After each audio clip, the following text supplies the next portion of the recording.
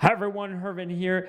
This video is going to be an unscripted business update. I want to share with you all my thoughts about what's going on in our business, share with you the conclusion that I recently came to as I've been analyzing my business. The purpose here is that I want to document the journey. I want to document my thoughts because I hear many people out there sharing business lessons, business advice, and they say like, oh, I want to document my journey when it comes to our business, and I want to document here everything that I'm learning and share and talk about our business and so on.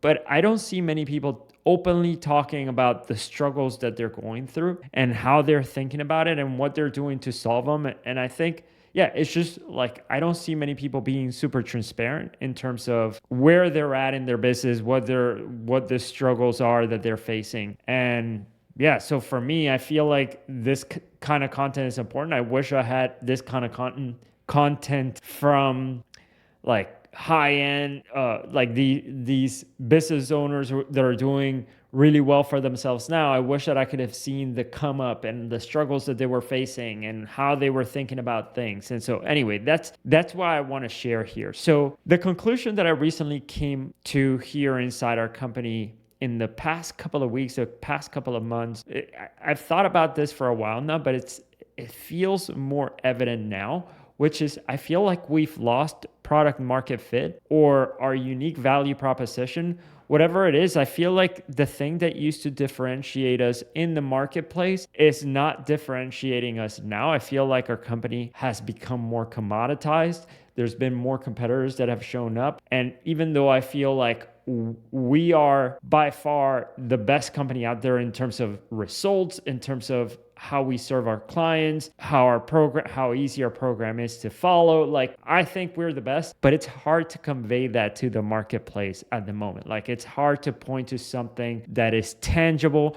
So like, for example, let me just explain what we do. So we own a marketing agency where we help student-based business owners. So that is dance studios, music schools, gymnastics gyms, swim school. We help them attract more students. So we help them set up advertising campaigns to generate leads. We help them set up automation so that they can follow up with the leads so they don't fall through the cracks and they're able to turn those leads into students. We have a process that works. We have close to 70 success stories, which is way more than I have seen any other company out there have. Like, we have a lot of success stories from our clients. We have something that has been proven, but it's difficult to say to the marketplace, like, hey, our automations. So like, for example, I built our automations with the purpose of them being super, super easy to use. And I know they've been built well, and I take pride in it. I've had people come over from other programs into our program and use our automations. They comment on it. They say like, wow, this is super easy to use. It's unlike what we've experienced in the past. But that is hard to quantify and to make it tangible for people. It's like for us to say our automations are better than their automations doesn't feel tangible. And it's not like sit in this sofa versus sit in that sofa. You could feel how this sofa is softer, more comfortable, whatever it is. It's not like that. So it's hard to say our automations are better. It's also hard to say like, if we do automations and ours are good, but somebody else comes in, even if they don't offer great automations, they could still say like, we offer automations, and our clients think like, oh, this is apples to apples. So I'm getting automations here, I'm getting automations there. It's the same thing. Same thing. Like, for example, with our clients, we help them get onboarded super fast. Like, whenever somebody starts working with us, we handhold them. So we have one-on-one calls with everybody who joins our company. We do all of the tech setup for them. We train them on how to use our program. And so we do all of this hand-holding, which is really great support. But until you experience it, sometimes it's hard to understand the value of that in a tangible way right up front, right? Like, it's hard to say out to the marketplace, like yell out loud, like, we have better automations, or we handhold you throughout the onboarding process. Although that last one, the onboarding process, is definitely something that people value. So with that one, I feel like it is a little bit something that is better, that like in a way that I can express it and people can quickly understand it. It's easier to grasp, like, okay, they do hand holding, that does make sense. But like, for example, another thing too, like for the past 4 years, we've been somewhere around, over 200 clients, like 220, somewhere around there. And we fluctuated up and down around that number. And the problem is for us, it's like, so 2 years ago, we crossed, like, I think it was more than 2 years ago, 2 years into our business, we crossed the 200 client mark. So for us, when we crossed there, we were struggling so bad because it was 200 clients and there was 5 of us. So 5 people in our team. Just to give you some context, there's still 200 and something, 200, close to 220 something clients in our company, but now we're like a team of 14 people. So we've grown. In the past, it used to be 5. I was doing support all the time. I couldn't focus on growing the business because we were growing super quickly. We grew tremendously in the first 2 years. And then because we were growing so fast, I had to focus on how do I make sure that the clients are getting a great experience so that they actually stay with us.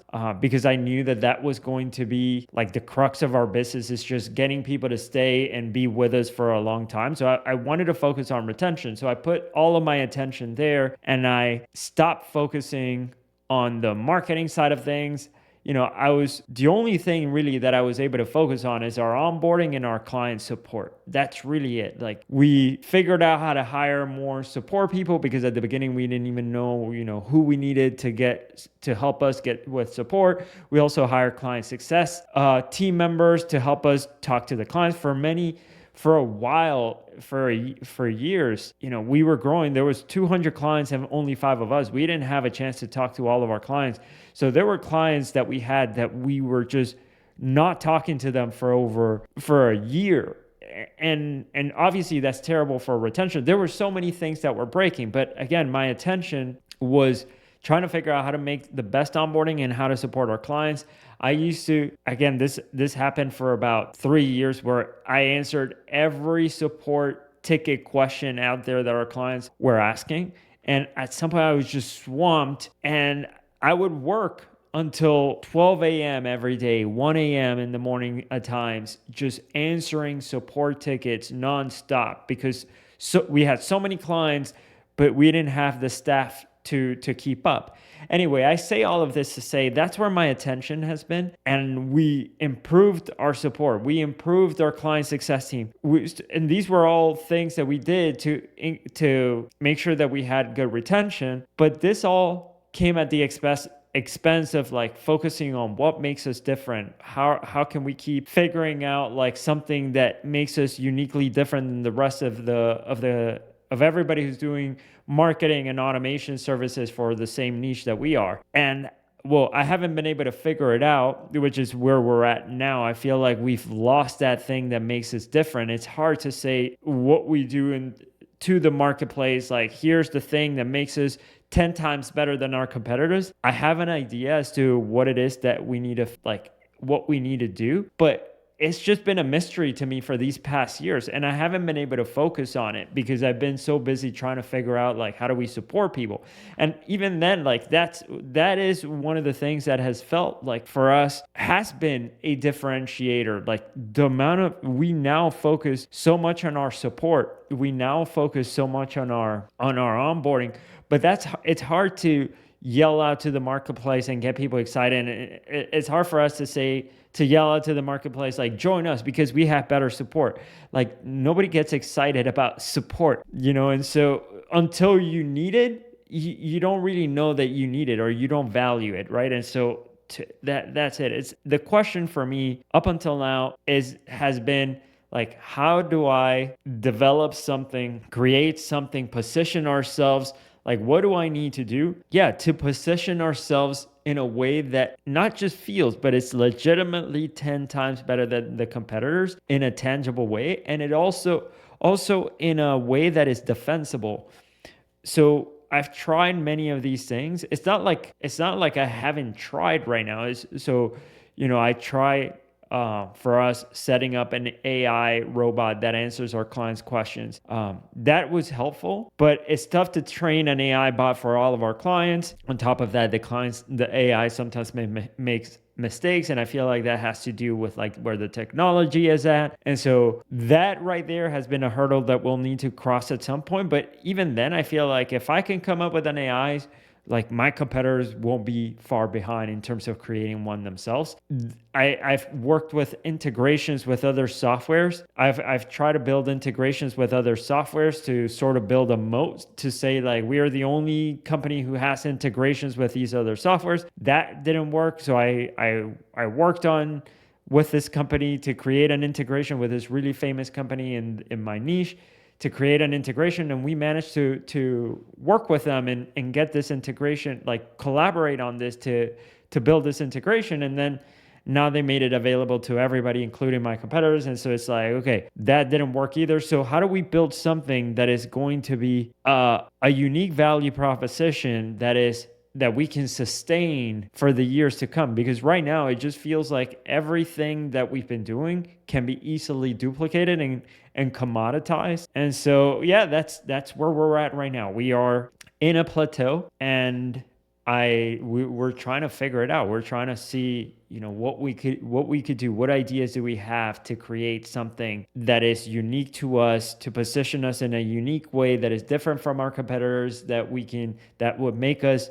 feel and perceived as being 10 times better and actually being 10 times better. So that's what I've been focusing on right now. At the moment, like we've been losing clients. It's harder. The reason why I say like we lost product market fit is because we've been losing clients. Clients are thinking to themselves like, you guys are offering automations. Like all of our client cancellations are like, we've loved the experience, but they're offering something cheaper here. So they're going with a cheaper thing. And I'm like, okay, so we need to do something that feels totally differentiated. What is it? What could we do? And that is something that I need to figure out for the company. It's like, and right now in about a month, we're going to be flying out to Alex Hormozi's event. So we did this in the past, just recently, not too long ago. I think it was November last year. We went to one of the workshops that from acquisition.com, Alex Hormozi and Leila Hormozi's company, the workshops that they've been promoting, we attended. And in there, one of the things that they offered inside the program, once you attended there, they offered if you wanted to buy essentially the upsells, which is like, one of them is a day with Alex and 10 other entrepreneurs. So it's a very intimate setting. And that's what we're going to do here in the next month. So we got to prepare for that. But yeah, I'm wondering what we are going to learn. I'm wondering if the idea that I have is going to be validated. Essentially, what I'm thinking, the idea that I have, is that we need to support our clients. We've already invested all of this time into learning how to hire, just having good processes out there for hiring people, for training new employees. And we already have a good client success team. I'm wondering if we can shift. So right now, our client success team members meet with our clients once a month. And I'm wondering if we can find a way where we would make these calls extremely valuable for our clients and meet with them instead of meeting once a month, meeting once a week with them. And I have some thoughts around we could do that. And it's just, this allows to build a deeper relationship with the clients, allow us to support them in a better way, allow them to get better and better results. That's the bottom line. I think this will help them get even better results.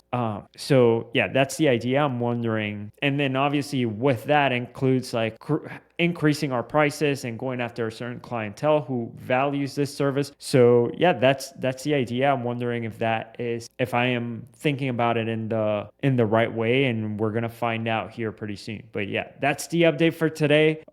Thank you so much for listening. Again, I wanted to document here, be transparent with what's going on in our company, and yeah, hopefully once we come out of this, once we figure it out, this is me sharing the journey, me documenting it. I'll also share that. Yeah, I'm excited. I've been wanting for the longest time to make these videos about what's going on in the company. So yeah, if you like it, let me know in the comment section, and I'll see you in the next video. Bye.